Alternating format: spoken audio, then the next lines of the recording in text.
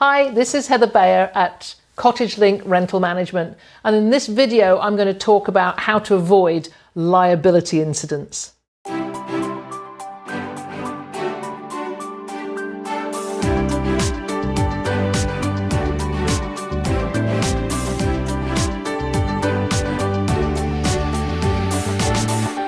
We all hope that nothing will ever happen at our cottage. People are going to come on vacation, they're going to have a fabulous time and they're going to go home.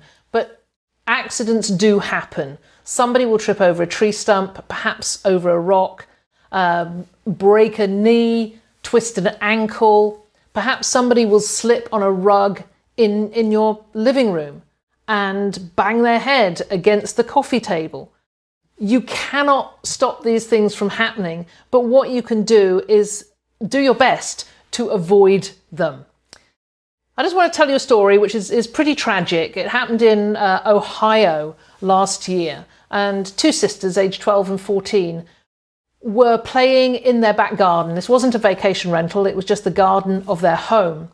And their father had rigged up a hammock that he attached one end to a tree on a hook, and on the other he drilled this hook into a brick wall. The two sisters climbed into the hammock and the brick wall collapsed, crushing both of them, and they both died, unfortunately. You cannot imagine anything worse than that, but it could have been avoided just by considering the safety aspects of actually putting that hammock up.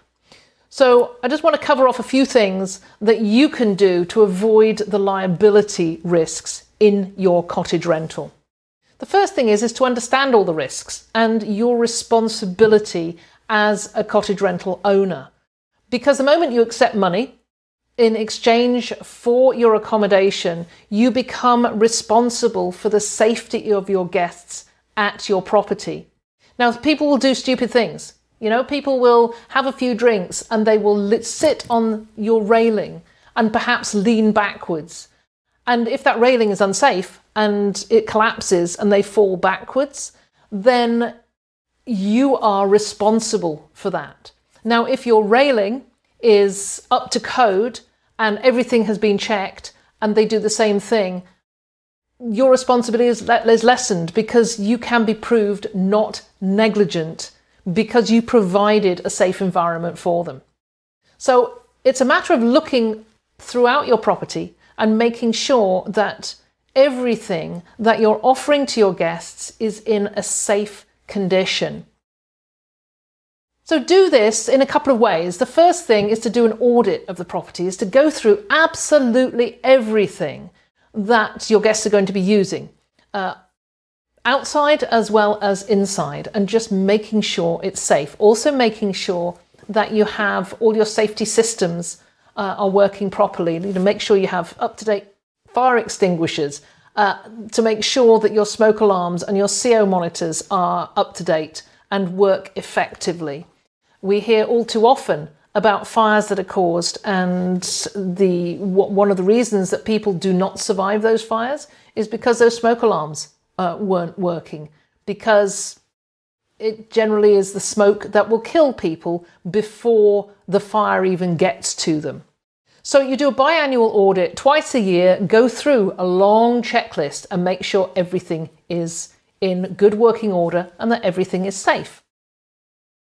Then you do frequent safety checks, and once again it's just using a checklist. Do it on every single changeover. And these are very simple checks just to make sure all the outside lights are working. So if people arrive in the dark, they are going to find a safe access to the property.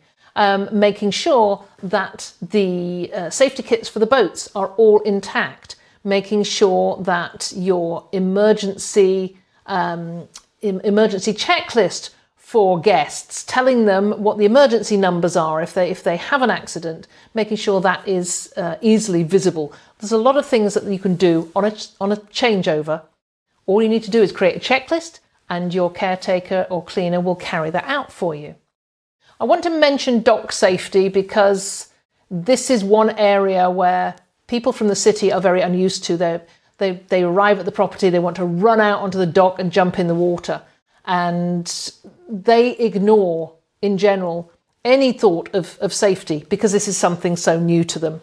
So you want to make sure you do your utmost to pay attention to that dock safety, make sure all the boards are the boards are not rotten, they are in really good condition, the nails are in, there's no loose nails, and there's no shards of wood, splinters in the boards.